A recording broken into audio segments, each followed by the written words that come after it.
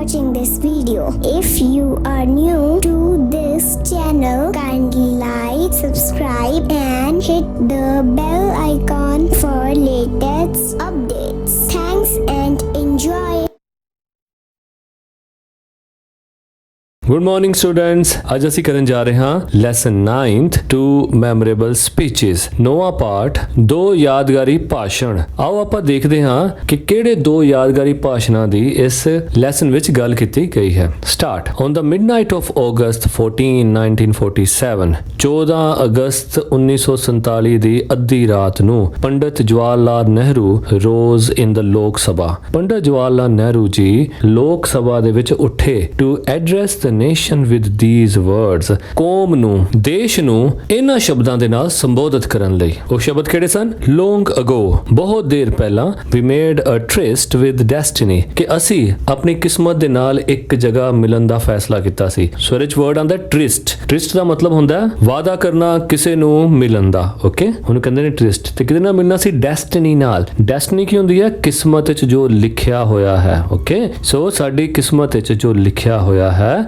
ਅਸੀਂ ਉਸ ਨਾਲ ਮਿਲਣ ਦਾ ਫੈਸਲਾ ਬਹੁਤ ਦੇਰ ਪਹਿਲਾਂ ਕੀਤਾ ਸੀ। ਸੋ ਕਹਿਣ ਤੋਂ ਭਾਵ ਕਿ ਦੇਸ਼ ਦੇ ਆਜ਼ਾਦੀ ਦੇ ਸੰਗਰਾਮੀ, ਆਜ਼ਾਦੀ ਦੀ ਲੜਾਈ ਲੜਨ ਵਾਲੇ ਇਹ ਦਿਨ ਪਹਿਲਾਂ ਤੋਂ ਹੀ ਆਪਣੇ ਮਨ ਵਿੱਚ ਸੋਚ ਕੇ ਬੈਠੇ ਸੀ ਕਿ ਸਾਡਾ ਦੇਸ਼ ਇੱਕ ਨਾ ਇੱਕ ਦਿਨ ਆਜ਼ਾਦ ਹੋਏਗਾ ਤੇ ਅਸੀਂ ਉਸ ਕਿਸਮਤ ਨੂੰ ਜਾ ਕੇ ਮਿਲਾਂਗੇ, ਉਸ ਦਿਨ ਨੂੰ ਜਾ ਕੇ ਜੱਫੀ ਪਾਵਾਂਗੇ। ਸੋ ਜਵਾਹਰ ਲਾਲ ਨਹਿਰੂ ਨੇ ਵੀ ਉਸੇ ਗੱਲ ਤੋਂ ਸ਼ੁਰੂ ਕੀਤਾ ਕਿ ਕਾਫੀ ਦੇਰ ਪਹਿਲਾਂ ਅਸੀਂ ਜੋ ਆਪਣੀ ਡੈਸਟੀਨੀ ਦੇ ਨਾਲ, ਆਪਣੀ ਕਿਸਮਤ ਦੇ ਨਾਲ ਇੱਕ ਵਾਅਦਾ ਕੀਤਾ ਸੀ ਮਿਲਣ ਦਾ, and now the time comes, ਅਤੇ ਉਹ ਹੁਣ ਸਮਾਂ ਆਂਦਾ ਹੈ ਟੂ ਰਿਡੀਮ ਆਵਰ ਪਲੇजेस, ਅਸੀਂ ਆਪਣੇ ਵਾਅਦਿਆਂ ਨੂੰ ਨਿਭਾਈਏ। At the stroke of midnight, ਅੱਧੀ ਰਾਤ ਦੇ 12 ਵਜਣ ਵੇਲੇ, ਐਜ਼ ਦ ਵਰਲਡ ਸਲੀਪਸ, ਜਦੋਂ ਕਿ ਇਹ ਸੰਸਾਰ ਸੁੱਤਾ ਹੁੰਦਾ ਹੈ, India shall awake to freedom, Hindustan ਆਜ਼ਾਦੀ ਵਿੱਚ ਜਾਗੇਗਾ। In his message to the press on August 15 1947 he said, 15 ਅਗਸਤ 1947 ਨੂੰ ਅਖਬਾਰ ਵਿੱਚ ਦਿੱਤੇ ਹੋਏ ਬਿਆਨ ਅਨੁਸਾਰ ਉਹਨਾਂ ਨੇ ਕਿਹਾ,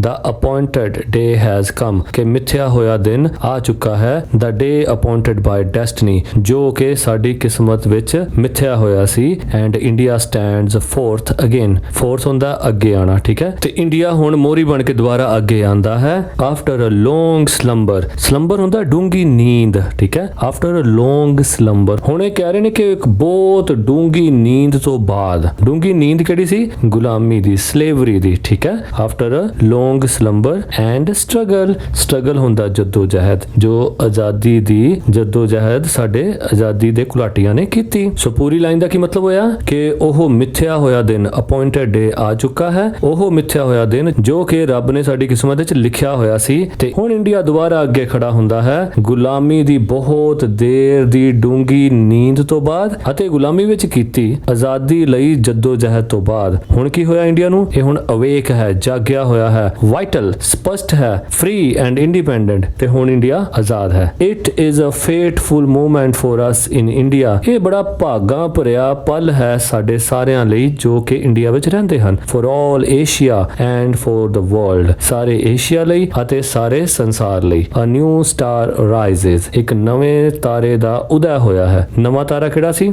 ਦ ਸਟਾਰ ਆਫ ਫਰੀडम, ਆਜ਼ਾਦੀ ਦਾ ਨਵਾਂ ਤਾਰਾ। ਇਨ ਦਾ ਈਸਟ, ਪੂਰਬ ਦੇ ਵਿੱਚ ਜੋ ਕਿ ਉਗਿਆ ਹੈ। ਸੋ ਇੱਥੇ ਨਵਾਂ ਤਾਰਾ ਇੰਡੀਆ ਵਾਸਤੇ ਕਿਹਾ ਗਿਆ ਜੋ ਕਿ ਆਜ਼ਾਦੀ ਦਾ ਤਾਰਾ ਸੀ, ਪੂਰਬ ਵਿੱਚ ਜੋ ਆਇਆ ਸੀ। A new hope comes into being, ਇੱਕ ਨਵੀਂ ਆਸ ਦੀ ਕਿਰਨ ਹੋਂਦ ਵਿੱਚ ਆਈ ਹੈ। ਅ ਵਿਜ਼ਨ, ਇੱਕ ਦ੍ਰਿਸ਼ਟੀਕੋਣ, ਠੀਕ ਹੈ, ਇੱਕ ਸੋਚ। ਲੌਂਗ ਚੈਰਿਸ਼ਡ, ਜਿਸ ਦੀ ਕੀ ਪਾਲਣਾ ਪੋਸ਼ਣਾ ਹਰ ਇੱਕ ਭਾਰਤੀ ਦੇ ਦਿਮਾਗ ਵਿੱਚ ਕਈ ਸਾਲਾਂ ਤੋਂ ਹੋ ਰਹੀ ਸੀ। ਜਿਹੜਾ ਦ੍ਰਿਸ਼ਟੀਕੋਣ, ਜਿਹੜਾ ਅਹਿਸਾਸ ਹਰ ਭਾਰਤੀ ਦੇ ਜ਼ਹਿਨ ਵਿੱਚ ਪਲ ਰਿਹਾ ਸੀ। ਮਟੀਰੀਅਲਾਈਜ਼ਸ, ਭਾਵ ਕਿ ਉਹ ਮਟੀਰੀਅਲਾਈਜ਼ ਹੋ ਗਿਆ, ਭਾਵ ਉਹ ਹੁਣ ਸਾਨੂੰ ਦਿਖਣ ਲੱਗ ਗਿਆ ਹੈ, ਉਹ ਇੱਕ ਭੌਤਿਕ ਰੂਪ ਅਖਤਿਆਰ ਕਰ ਚੁੱਕਾ ਹੈ, ਠੀਕ ਹੈ। ਜੋ ਕਿ ਪਹਿਲਾਂ ਸਾਡੇ ਮਨਾਂ ਵਿੱਚ ਸੀ, ਅੱਜ ਉਹ ਸਾਡੇ ਸਾਹਮਣੇ ਪ੍ਰਗਟ ਹੋ ਗਿਆ ਹੈ। May the star never set, ਰੱਬ ਕਰੇ ਇਹ ਸਿਤਾਰਾ ਕਦੀ ਵੀ ਡੁੱਬੇ ਨਾ। And that hope never be betrayed, ਅਤੇ ਇਸੇ ਆਸ ਨੂੰ ਕਦੀ ਵੀ ਕੋਈ ਧੋਖਾ ਨਾ ਮਿਲੇ। ਦਾ ਫਿਊਚਰ ਬੈਕਨਸ ਟੂ ਅਸ, ਫਿਊਚਰ ਸਾਡੇ ਵੱਲ ਇਸ਼ਾਰਾ ਕਰਦਾ ਹੈ। ਵਿਦਰ ਡੂ ਵੀ ਗੋ, ਅਸੀਂ ਕਿੱਥੇ ਜਾਂਦੇ ਹਾਂ। What shall be our end, endeavor ਸਾਡਾ ਕੀ ਪ੍ਰਯਾਸ ਹੋਵੇਗਾ। ਓਕੇ, ਇਹ ਕੁਐਸਚਨਸ ਨੇ। To bring freedom and opportunity to the common man, ਆਮ ਆਦਮੀ ਦੀ ਆਜ਼ਾਦੀ ਅਤੇ ਮੌਕੇ ਲਿਆਉਣ ਲਈ। ਹੁਣ ਮੌਕੇ ਕਿਹੜੇ? ਕੰਮ ਕਰਨ ਦੇ ਮੌਕੇ, ਸਮਾਨਤਾ ਦੇ ਮੌਕੇ, ਠੀਕ ਹੈ, ਹਰ ਵਿਅਕਤੀ ਅਮੀਰ ਹੋ ਸਕੇ ਇਸ ਦੇ ਮੌਕੇ, ਇਹਨੂੰ ਕਹਿੰਦੇ ਨੇ opportunities. To the peasants and workers of India, peasants ਹੁੰਦੇ ਨੇ ਕਿਸਾਨ, ਵਰਕਰਸ ਹੁੰਦੇ ਨੇ ਕਾਮੇ, ਠੀਕ ਹੈ, ਭਾਰਤ ਦੇ ਕਿਸਾਨਾਂ ਅਤੇ ਕਾਮਿਆਂ ਲਈ ਆਜ਼ਾਦੀ ਲੈ ਕੇ ਆਣੀ ਅਤੇ ਉਹਨਾਂ ਨੂੰ ਕੰਮ ਕਰਨ ਦੇ ਬਰਾਬਰ ਮੌਕੇ ਦੇਣੇ। To fight and end poverty, poverty ਹੁੰਦਾ ਹੈ ਗਰੀਬੀ, ਗਰੀਬੀ ਦੇ ਨਾਲ ਲੜਨਾ ਅਤੇ ਉਸ ਦਾ ਅੰਤ ਕਰਨਾ। ਐਂਡ ਇਗਨੋਰੈਂਸ ਐਂਡ ਡਿਜ਼ੀਜ਼, ਹੋਰ ਕਿਹਦਾ ਅੰਤ ਕਰਨਾ? ਇਗਨੋਰੈਂਸ ਯਾਨੀ ਅਗਿਆਨਤਾ ਦਾ ਤੇ ਰੋਗ ਦਾ, ਠੀਕ ਹੈ। ਡਿਜ਼ੀਜ਼ ਕੀ ਹੁੰਦਾ? ਰੋਗ। ਕਾਹਦੇ ਵਾਸਤੇ ਐਂਡ ਕਰਨਾ? ਟੂ ਬਿਲਡ ਅਪ ਅ ਪ੍ਰੋਸਪਰਸ, ਤਾਂ ਕਿ ਨਿਰਮਾਣ ਹੋ ਸਕੇ। ਪ੍ਰੋਸਪਰਸ ਕੀ ਹੁੰਦਾ? ਖੁਸ਼ਹਾਲ, ਡੈਮੋਕ੍ਰੈਟਿਕ, ਲੋਕਤਾਂਤਰਿਕ ਐਂਡ ਪ੍ਰੋਗਰੈਸਿਵ ਅਤੇ ਉન્નਤਸ਼ੀਲ ਨੇਸ਼ਨ, ਨੇਸ਼ਨ ਦਾ ਯਾਨੀ ਆਪਣੇ ਦੇਸ਼ ਦਾ ਨਿਰਮਾਣ ਹੋ ਸਕੇ। ਇਸ ਲਈ ਅਸੀਂ ਕੀ ਕਰਨਾ ਹੈ? ਆਮ ਵਿਅਕਤੀ ਲਈ ਆਜ਼ਾਦੀ ਲੈ ਕੇ ਆਣੀ ਹੈ, ਉਹਨਾਂ ਨੂੰ ਕੰਮ ਕਰਨ ਦੇ ਮੌਕੇ ਦੇਣੇ ਨੇ, ਖਾਸ ਕਰਕੇ ਕਿਸਾਨਾਂ ਅਤੇ ਕਾਮਿਆਂ ਲਈ, ਗਰੀਬੀ ਲਈ, ਅਗਿਆਨਤਾ ਲਈ, ਰੋਗਾਂ ਲਈ ਲੜਨਾ ਹੈ ਅਤੇ ਇਸ ਨੂੰ ਖਤਮ ਕਰਨਾ ਹੈ ਤਾਂ ਕਿ ਸਾਡਾ ਦੇਸ਼ ਉન્નਤ, ਲੋਕਤਾਂਤਰਿਕ ਅਤੇ ਖੁਸ਼ਹਾਲ ਹੋ ਸਕੇ। ਐਂਡ ਟੂ ਕ੍ਰੀਏਟ ਸੋਸ਼ਲ, ਅਤੇ ਹੋਰ ਕੀ ਪ੍ਰਯਾਸ ਕਰਨੇ ਹਨ? ਆਪਣੇ ਦੇਸ਼ ਨੂੰ ਸੋਸ਼ਲ ਬਣਾਉਣ ਲਈ, ਠੀਕ ਹੈ। ਐਂਡ ਟੂ ਕ੍ਰੀਏਟ ਸੋਸ਼ਲ ਯਾਨੀ ਸਮਾਜਿਕ ਬਣਾਉਣ ਲਈ, ਲੋਕੀ ਸਮਾਜਿਕ ਤੌਰ ਤੇ ਸਮਾਨ ਹੋਣ, ਕੋਈ ਉੱਚਾ ਕੋਈ ਨੀਵਾਂ ਨਾ ਹੋਵੇ। ਤੇ ਹੋਰ ਕੀ ਬਣਾਉਣਾ? Economic and political institutions which will ensure justice and fullness of life to every man and woman, ਆਪਣੇ ਦੇਸ਼ ਵਿੱਚ ਆਰਥਿਕ ਅਤੇ ਰਾਜਨੀਤਿਕ ਸੰਸਥਾਵਾਂ ਬਣਾਉਣਾ ਜਿਹੜੇ ਕਿ ਇਨਸ਼ੋਰ ਕਰਨ, ਪੱਕਾ ਕਰਨ ਕਿ ਜਸਟਿਸ, ਨਿਆਂ ਨੂੰ, ਤਾਂ ਕਿ ਹਰ ਇੱਕ ਨੂੰ ਨਿਆਂ ਮਿਲ ਸਕੇ। ਐਂਡ ਫੁੱਲਨੈਸ ਆਫ ਲਾਈਫ, ਅਤੇ ਵਧੀਆ ਜ਼ਿੰਦਗੀ ਨਾਲ ਭਰਪੂਰ ਜੀਵਨ ਮਿਲ ਸਕੇ। ਕਿਸ ਨੂੰ? To every man and woman, ਹਰ ਇੱਕ ਆਦਮੀ ਅਤੇ ਔਰਤ ਨੂੰ। We have hard work ahead, ਸਾਡੇ ਸਾਰਿਆਂ ਲਈ ਕਰਨ ਲਈ ਸਖਤ ਮਿਹਨਤ ਸਾਡੇ ਸਾਹਮਣੇ ਪਈ ਹੈ। There is no resting for one of us, ਸਾਡੇ ਸਾਰਿਆਂ ਵਿੱਚੋਂ ਕਿਸੇ ਲਈ ਵੀ ਆਰਾਮ ਕਰਨ ਦਾ ਸਮਾਂ ਨਹੀਂ ਹੈ। ਟਿਲ ਵੀ ਰਿਡੀਮ ਆਵਰ ਪਲੇਜ ਇਨ ਫੁੱਲ, ਜਦ ਤੱਕ ਕਿ ਅਸੀਂ ਆਪਣੇ ਕੀਤੇ ਹੋਏ ਵਚਨ ਪੂਰੀ ਤਰ੍ਹਾਂ ਨਹੀਂ ਨਿਭਾ ਲੈਂਦੇ। Till we make all the people of India what destiny intended them to be, ਜਦ ਤੱਕ ਕਿ ਅਸੀਂ ਇੰਡੀਆ ਦੇ ਹਰ ਵਿਅਕਤੀ ਨੂੰ ਉਸ ਤਰ੍ਹਾਂ ਦਾ ਨਹੀਂ ਬਣਾ ਸਕਦੇ ਜਿਸ ਤਰ੍ਹਾਂ ਦਾ ਹਰ ਵਿਅਕਤੀ ਨੇ ਆਪਣੇ ਲਈ ਵਧੀਆ ਸੋਚਿਆ ਹੋਇਆ ਹੈ। ਓਕੇ, ਜਿਸ ਤਰ੍ਹਾਂ ਦੀ ਆਪਣੇ ਉਹਨਾਂ ਨੇ ਕਲਪਨਾ ਕੀਤੀ ਹੋਈ ਹੈ, ਡੈਸਟਨੀ ਬਣਾਈ ਹੋਈ ਹੈ ਕਿ ਮੈਂ ਤੇਰੇ ਤੱਕ ਪਹੁੰਚਣਾ। ਜਦ ਤੱਕ ਅਸੀਂ ਆਪਣੇ ਪ੍ਰਯਾਸਾਂ ਦੇ ਨਾਲ ਇੰਡੀਆ ਦੇ ਹਰ ਇੱਕ ਵਿਅਕਤੀ ਨੂੰ ਉਸ ਨਿਸ਼ਾਨੇ ਤੱਕ ਨਹੀਂ ਪਹੁੰਚਾ ਲੈਂਦੇ, ਤਦ ਤੱਕ ਸਾਡੇ ਚੋਂ ਕਿਸੇ ਲਈ ਵੀ ਰੈਸਟ ਕਰਨ ਦਾ ਕੋਈ ਸਮਾਂ ਨਹੀਂ ਹੈ। We are citizens of a great country, ਅਸੀਂ ਨਾਗਰਿਕ ਹਾਂ ਇੱਕ ਮਹਾਨ ਦੇਸ਼ ਦੇ। ਔਨ ਦਾ ਵਰਜ, ਵਰਜ ਹੁੰਦਾ ਕੰਡੇ ਤੇ, ਕਗਾਰ ਤੇ, ਠੀਕ ਹੈ। On the verge of bold advance, ਜੋ ਕਿ ਬਹੁਤ ਸਾਹਸ ਦੇ ਨਾਲ ਤਰੱਕੀ ਦੇ ਕਗਾਰ ਤੇ ਖੜਾ ਹੈ। And we have to live up that high standard, ਅਤੇ ਸਾਨੂੰ ਵੀ ਸਾਰਿਆਂ ਨੂੰ ਕੋਸ਼ਿਸ਼ ਕਰਨੀ ਚਾਹੀਦੀ ਹੈ ਕਿ ਇਸ ਦੇਸ਼ ਨੂੰ ਅਸੀਂ ਉਹਨੇ ਉੱਚੇ ਮੁਕਾਮ ਤੱਕ ਲੈ ਜਾਈਏ। ਆਓ ਹੁਣ ਆਪਾਂ ਅਗਲੀ ਸਪੀਚ ਬਾਰੇ ਪੜ੍ਹੀਏ। One of the best speeches by any Indian ever is the one made by Swami Vivekananda. ਕਿਸੇ ਵੀ ਭਾਰਤੀ ਦੁਆਰਾ ਦਿੱਤੇ ਗਏ ਵਧੀਆ ਭਾਸ਼ਣਾਂ ਵਿੱਚੋਂ ਇੱਕ ਭਾਸ਼ਣ ਹੈ ਜੋ ਕਿ ਸਵਾਮੀ ਵਿਵੇਕਾਨੰਦ ਜੀ ਨੇ ਦਿੱਤਾ ਸੀ। ਹੀ ਮੇਡ ਦਿਸ ਸਪੀਚ ਇਨ 1893, ਉਹਨਾਂ ਨੇ ਇਹ ਭਾਸ਼ਣ 1893 ਈਸਵੀ ਵਿੱਚ ਦਿੱਤਾ। The occasion was the World Parliament of Religions at Chicago, USA। ਮੌਕਾ ਸੀ USA ਸ਼ਿਕਾਗੋ ਵਿੱਚ ਲੱਗੀ ਹੋਈ ਵਰਲਡ ਪਾਰਲੀਮੈਂਟ ਆਫ ਰਿਲੀਜਨਸ ਦਾ। He began his speech like this, ਉਹਨਾਂ ਨੇ ਆਪਣਾ ਭਾਸ਼ਣ ਇਸ ਤਰ੍ਹਾਂ ਸ਼ੁਰੂ ਕੀਤਾ। Brothers and sisters of America, ਕਿ ਅਮਰੀਕਾ ਦੇ ਭਰਾਵੋ ਅਤੇ ਭੈਣੋ, we believe not only in universal toleration, ਅਸੀਂ ਸਮੁੱਚੇ ਸੰਸਾਰ ਪ੍ਰਤੀ ਸਹਿਨਸ਼ੀਲਤਾ ਵਿੱਚ ਵਿਸ਼ਵਾਸ ਰੱਖਦੇ ਹਾਂ, but we accept all religions as true, ਪਰ ਅਸੀਂ ਸਾਰੇ ਧਰਮਾਂ ਨੂੰ ਸੱਚੇ ਮੰਨ ਕੇ ਚੱਲਦੇ ਹਾਂ। I am proud to belong to a nation, ਮੈਨੂੰ ਮਾਣ ਹੈ ਕਿ ਮੈਂ ਇੱਕ ਇਹੋ ਜਿਹੇ ਦੇਸ਼ ਨਾਲ ਸੰਬੰਧ ਰੱਖਦਾ ਹਾਂ which has sheltered, ਜਿਸ ਨੇ ਆਸਰਾ ਦਿੱਤਾ ਹੈ the persecuted, ਲਤਾੜੇ ਹੋਇਆਂ ਨੂੰ, and the refugees, ਸ਼ਰਨਾਰਥੀਆਂ ਨੂੰ। ਸ਼ਰਨਾਰਥੀ ਹੁੰਦੇ ਨੇ ਜਿਹੜੇ ਦੂਜੇ ਦੇਸ਼ ਤੋਂ ਨਿਕਲ ਕੇ ਕਿਸੇ ਹੋਰ ਦੇਸ਼ ਵਿੱਚ ਜਾ ਕੇ ਸ਼ਰਨ ਲੈਂਦੇ ਨੇ, ਠੀਕ ਹੈ। of all religions and all nations of the earth, ਕਿ ਮੈਨੂੰ ਮਾਣ ਹੈ ਕਿ ਮੈਂ ਇਹੋ ਜਿਹੇ ਦੇਸ਼ ਨਾਲ ਸੰਬੰਧ ਰੱਖਦਾ ਹਾਂ ਜਿਸ ਨੇ ਇਸ ਧਰਤੀ ਦੇ ਸਾਰੇ ਦੇਸ਼ਾਂ ਅਤੇ ਇਸ ਧਰਤੀ ਦੇ ਸਾਰੇ ਧਰਮਾਂ ਤੋਂ ਲਤਾੜੇ ਹੋਏ ਤੇ ਛੱਡੇ ਹੋਏ ਵਿਅਕਤੀਆਂ ਨੂੰ ਸ਼ਰਨ ਦਿੱਤੀ ਹੈ ਆਪਣੀ ਧਰਤੀ ਤੇ।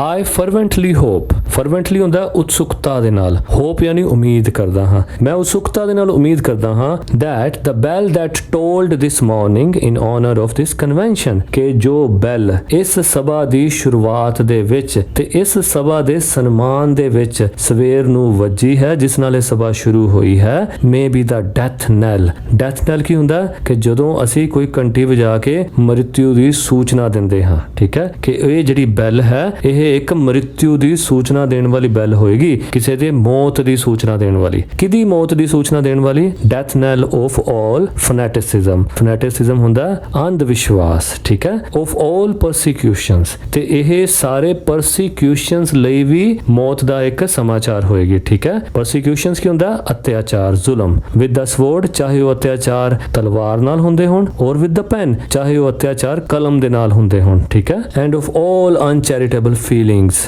ਅਨਚੈਰੀਟੇਬਲ ਹੁੰਦਾ ਸੰਗ ਦਿਲ, ਕਠੋਰ, ਛੋਟੇ ਦਿਲ ਵਾਲੀਆਂ, ਠੀਕ ਹੈ, ਤੇ ਉਹ ਸਾਰੀਆਂ ਛੋਟੇ ਦਿਲ ਵਾਲੀਆਂ ਫੀਲਿੰਗਸ, ਯਾਨੀ ਕਿਸੇ ਬਾਰੇ ਇਹ ਸੋਚਣਾ ਕਿ ਉਹ ਚੰਗਾ, ਉਹ ਮਾੜਾ, ਉਹ ਧਰਮ ਚੰਗਾ, ਉਹ ਧਰਮ ਮਾੜਾ, ਉਹ ਦੇਸ਼ ਚੰਗਾ, ਉਹ ਦੇਸ਼ ਮਾੜਾ, ਠੀਕ ਹੈ। ਇਹੋ ਜੀਆਂ ਸੰਕੁਚਿਤ ਜਿਹੜੀਆਂ ਫੀਲਿੰਗਸ ਹੈ, ਅਨਚੈਰੀਟੇਬਲ ਫੀਲਿੰਗਸ ਹੈ, ਇਹਦਾ ਵੀ ਇਸ ਬੈਲ ਦੇ ਨਾਲ ਕੀ ਹੋਏਗਾ? ਐਂਡ ਹੋ ਜਾਏਗਾ, ਨਾਸ਼ ਹੋ ਜਾਏਗਾ, ਇਹਨਾਂ ਦੀ ਵੀ ਮੌਤ ਹੋ ਜਾਏਗੀ। ਤੇ ਉਹ ਫੀਲਿੰਗਸ ਕਿਹਨਾਂ ਦੇ ਵਿਚਕਾਰ ਹੈ? ਬਿਟਵੀਨ ਪਰਸਨਸ, ਇਹ ਵਿਅਕਤੀਆਂ ਦੇ ਵਿਚਕਾਰ ਜਿਹੜੀਆਂ ਇਹੋ ਜਿਹੀਆਂ ਫੀਲਿੰਗਸ ਹੈ। Wending their way to the same goal. Wending ਹੁੰਦਾ ਚੱਲਣਾ, ਠੀਕ ਹੈ, ਤੇ ਕਿਹੜੇ ਪਰਸਨਸ ਦੇ ਵਿਚਕਾਰ ਹੈ? ਉਹ ਪਰਸਨਸ ਜਿਹੜੇ ਕਿ ਇੱਕੋ ਗੋਲ ਵੱਲ ਜਾ ਰਹੇ ਹਨ, ਕਿਉਂਕਿ ਇਹ ਕਨਵੈਨਸ਼ਨ ਕਿਹੜੀ ਸੀ? ਧਾਰਮਿਕ। ਤੇ ਸਾਰੇ ਧਰਮਾਂ ਦਾ ਕੀ ਮਕਸਦ ਹੁੰਦਾ? ਪਰਮਾਤਮਾ ਨੂੰ ਮਿਲਣਾ। ਹੁਣ ਜਦੋਂ ਸਾਰੇ ਹੀ ਪਰਮਾਤਮਾ ਵੱਲ ਹੀ ਮਿਲਣ ਜਾ ਰਹੇ ਹਨ ਤੇ ਸਾਰਿਆਂ ਦਾ ਇੱਕੋ ਹੀ ਰਸਤਾ ਹੈ, all persons are wending towards the same way, okay, ਕਿ ਜਦੋਂ ਸਾਰੇ ਵਿਅਕਤੀ ਇੱਕੋ ਹੀ ਰਸਤੇ ਜਾ ਰਹੇ ਹਨ and to the same goal, ਅਤੇ ਉਹਨਾਂ ਸਾਰਿਆਂ ਦਾ ਗੋਲ ਵੀ ਇੱਕੋ ਹੀ ਹੈ, ਯਾਨੀ ਪਰਮਾਤਮਾ ਨੂੰ ਮਿਲਣਾ, ਓਕੇ। ਸੋ ਇਹ ਉਹਨਾਂ ਨੇ ਆਪਣੇ ਸ਼ੁਰੂਆਤੀ ਭਾਸ਼ਣ ਵਿੱਚ ਕਿਹਾ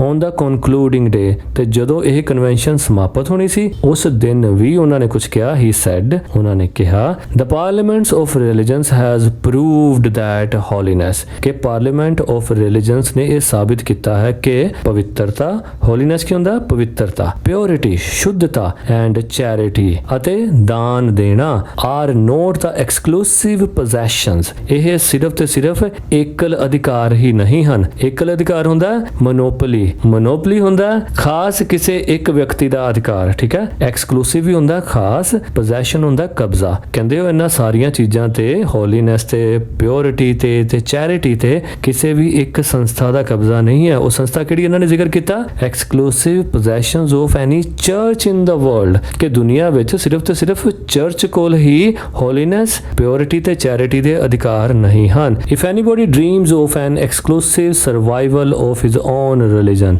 ਜੇ ਕੋਈ ਵਿਅਕਤੀ ਸਿਰਫ ਤੇ ਸਿਰਫ ਆਪਣੇ ਹੀ ਧਰਮ ਦਾ ਬਚਾਅ ਚਾਹੁੰਦਾ ਹੈ, ਉਹ ਚਾਹੁੰਦਾ ਹੈ ਕਿ ਦੁਨੀਆ ਵਿੱਚ ਸਿਰਫ ਉਸੇ ਦਾ ਹੀ ਧਰਮ ਬਚਿਆ ਰਵੇ ਤੇ ਉਹ ਬਾਕੀਆਂ ਦੇ ਬਾਰੇ ਕੋਈ ਪਰਵਾਹ ਨਾ ਕਰੇ। ਅਗਲੀ ਲਾਈਨ 'ਚ ਕੀ ਕਹਿੰਦੇ ਨੇ? I pity him from the bottom of my heart, ਤਾਂ ਮੈਨੂੰ ਉਸ ਵਿਅਕਤੀ ਦੀ ਸੋਚ ਤੇ ਆਪਣੀਆਂ ਦਿਲ ਦੀਆਂ ਗਹਿਰਾਈਆਂ ਤੋਂ ਦੁੱਖ ਪ੍ਰਗਟ ਹੁੰਦਾ ਹੈ। ਓਕੇ, ਸੋ ਇਹ ਸੀ ਲੈਸਨ 2 ਮੈਮੋਰੇਬਲ ਸਪੀਚਸ। ਹੋਪ ਤੁਹਾਨੂੰ ਸਮਝ ਆ ਗਿਆ ਹੋਵੇਗਾ। ਵਰਡਿੰਗਸ ਥੋੜੀ ਔਖੀ ਸੀ, ਮੈਂ ਕਾਫੀ ਕੋਸ਼ਿਸ਼ ਕੀਤੀ ਕਿ ਤੁਹਾਨੂੰ ਸਿੰਪਲੀਫਾਈ ਕਰਕੇ ਦੱਸ ਸਕਾਂ। ਜੇ ਤੁਹਾਨੂੰ ਅੱਛਾ ਲੱਗਿਆ ਤਾਂ ਜ਼ਰੂਰ ਕਮੈਂਟ ਬਾਕਸ ਵਿੱਚ ਸ਼ੇਅਰ ਕਰਨਾ ਕਿ ਕਿਹੋ ਜੀ ਵੀਡੀਓ ਲੱਗੀ। ਸੋ ਇਸ ਲੈਸਨ ਵਿੱਚ ਇੰਨਾ ਹੀ। ਜੇ ਚੈਨਲ ਨਹੀਂ ਸਬਸਕ੍ਰਾਈਬ ਕੀਤਾ ਤਾਂ ਜ਼ਰੂਰ ਸਬਸਕ੍ਰਾਈਬ ਕਰੋ, ਦੂਜਿਆਂ ਨੂੰ ਵੀ ਸ਼ੇਅਰ ਕਰੋ ਤਾਂ ਕਿ ਸਾਰਿਆਂ ਨੂੰ ਇਹੋ ਜਿਹੇ ਲੈਸਨਸ ਸਿੰਪਲ ਲੱਗਣ ਲੱਗ ਜਾਣ। Thank you very much. ਮਿਲਦੇ ਹਾਂ ਅਗਲੀ ਵੀਡੀਓ 'ਚ ਜਿਹਦੇ 'ਚ ਅਸੀਂ ਕਰਾਂਗੇ ਐਕਸਰਸਾਈਜ਼ ਤੇ ਕੁਐਸਚਨ ਆਨਸਰਸ।